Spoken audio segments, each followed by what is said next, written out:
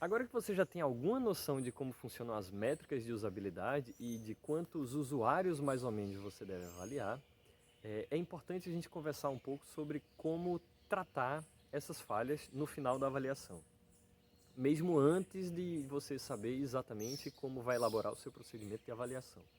Vamos lá? Bom, a primeira coisa que você precisa ter em mente é que esse processo de avaliação de usabilidade é diferente de teste de software.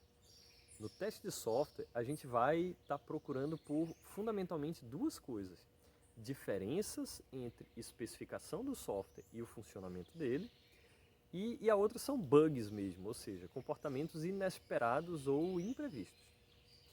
Na avaliação de usabilidade, a gente vai procurar por falhas de uso, ou seja, o seu software pode estar funcionando perfeitamente, mas por alguma razão o usuário ou não consegue usar ou não usa da forma como a gente esperava. Inclusive a gente pode nem estar usando o software mesmo. A gente pode fazer isso usando os nossos protótipos. Então entenda que uma falha de usabilidade não é necessariamente um problema no software ou no código. Mas problemas no software ou no código podem causar sim confusão na cabeça do usuário. Mas é importante você saber distinguir esses dois tipos de problemas, certo? Só para dar um exemplo simples. Se você costuma usar o Microsoft Word em português, o atalho para selecionar o texto inteiro usando o teclado é Ctrl T. Mas se por acaso você trocar de computador para um computador que tem o Word em inglês, esse atalho passa a ser Ctrl A. Ele muda por causa da linguagem do software. A intenção é até boa, né? Mas pode dar um nó danado na cabeça desse usuário. Interessante é que o Ctrl P não muda, né? Em português a gente devia usar o Ctrl I para imprimir, né? Isso é esquisito. Mas isso não é um problema de programação, certo? É uma falha de usabilidade.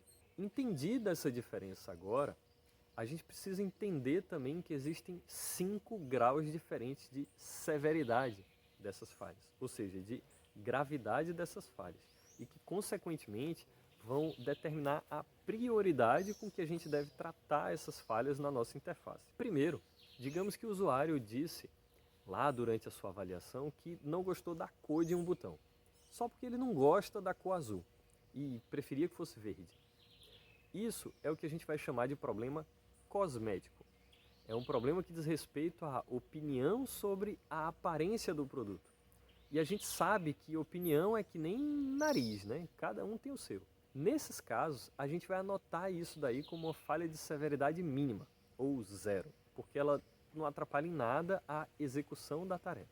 A prioridade de resolução desse tipo de falha é mínima, justamente para preservar as suas decisões como designer. Mas se o usuário alegar ou você observar que o usuário demorou um pouco para descobrir onde estava aquele botão que ele queria apertar e que a posição do botão não está muito visível, isso já é diferente da situação anterior, porque isso afeta levemente a execução da tarefa.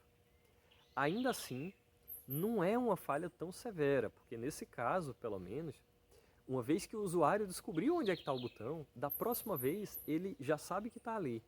Então isso até causa um problema para o aprendizado dele, mas não é necessariamente um problema para o uso. Esse é o nosso segundo nível mais leve de severidade de falha. Mas, se toda vez que ele precisar apertar aquele botão ou executar aquela função, o usuário se atrapalha, isso quer dizer que essa falha está causando uma confusão sim. Esse é o nosso terceiro nível de severidade da falha. São as falhas que atrapalham sensivelmente a execução de uma tarefa.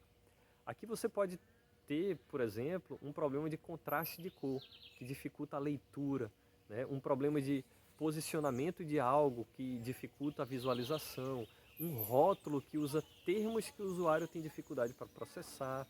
E o que anda muito comum hoje em dia é o problema da adaptação da interface entre diferentes resoluções de tela, né? Que se a interface não é responsiva, às vezes faz com que botões ou links fiquem bem pequenininhos na tela do celular e dificulte a leitura, né? Ou se ela é responsiva, ela às vezes faz com que algumas opções se escondam ou mudem de posição, né? E isso às vezes confunde um pouco o usuário, mas não impede ele de fazer o que ele quer. No nosso quarto nível, nós temos as falhas de usabilidade que deixam o usuário muito confuso e fazem com que ele precise se esforçar muito mais do que o necessário para completar uma tarefa. Em algumas situações, o usuário pode simplesmente desistir de fazer aquilo, não porque o software está errado, mas porque dá muito trabalho. Exemplo bem prático, imagine um condomínio gigantesco com mais de 1000 apartamentos e 14 piscinas. E você quer reservar uma delas para um determinado horário. No aplicativo desse condomínio, você precisa clicar em uma por uma, né, das piscinas lá para ver quais são os horários que estão reservados e quais não estão em cada data. Isso dá um trabalho infinito, certo? E de novo, o software não está errado, mas o usuário é capaz de desistir da tarefa, simplesmente porque dá muito trabalho. Por fim, no nível mais grave e mais prioritário, a gente tem as falhas de severidade máxima, que são as que impedem o usuário de completar uma tarefa. Aqui é onde moram a maioria das falhas de acessibilidade, por exemplo. Se o usuário cego for usar o seu software, ele consegue? A gente vai conversar mais só sobre isso em outra gravação. Esse tipo de falha de usabilidade é mais relevante quanto maior for a relevância da tarefa que ele não consegue fazer. Por exemplo, no Microsoft Word ou no Excel tem uma centena de funcionalidades lá que a gente não sabe nem como é que funcionam. E provavelmente a gente nunca vai usar. E isso não incomoda a gente. Sabia, por exemplo, que dá para fazer ditado no Word? Tipo, eu falo, ele ouve e digita sozinho. Tá, beleza. Eu sobrevivo sem isso. Mas se eu precisar imprimir um documento e não conseguir encontrar o botão ou a opção para fazer isso, isso é gravíssimo. Esse é o tipo de falha que a gente vai precisar classificar aí como nível mais alto de severidade. Só para dar um exemplo final, eu vou contar um caso em que eu trabalhei há um tempo atrás. Era um jogo musical em que o computador mostrava algumas notas musicais para você tocar elas no seu instrumento, qualquer instrumento. E aí o computador dizia se você tocou certo ou errado aquela partitura. E aí a gente resolveu fazer uma avaliação de usabilidade com ele. Em alguns casos, o usuário não reconheceu qual era a música que estava sendo tocada, certo? Ok, isso é uma falha? É, cosmética, né? Porque a intenção era que o usuário fosse capaz de reproduzir aquela música, não de reconhecer ela. Mas em alguns casos, o usuário começava a tocar o instrumento dele antes do momento certo. O computador até dava um aviso quando era para começar, mas aí esse aviso não estava sendo muito percebido, né? E isso atrapalhava o jogo. Essa já é uma falha um pouco mais grave, né? No final, a gente descobriu que com alguns instrumentos o mecanismo de reconhecimento das notas musicais do computador simplesmente não funcionava. E aí o jogo dizia que o usuário tinha errado, mesmo ele tendo acertado a música. Esse foi o erro mais grave que a gente encontrou. O usuário simplesmente desistia do jogo por causa disso. Mas é isso. Enquanto o produto existir, haverão falhas para corrigir. Algumas mais, outras menos graves. E compreender a severidade dessas falhas é de fundamental importância para conseguir priorizar direitinho a correção daquilo que é mais relevante sempre para o usuário. Certo? Até mais.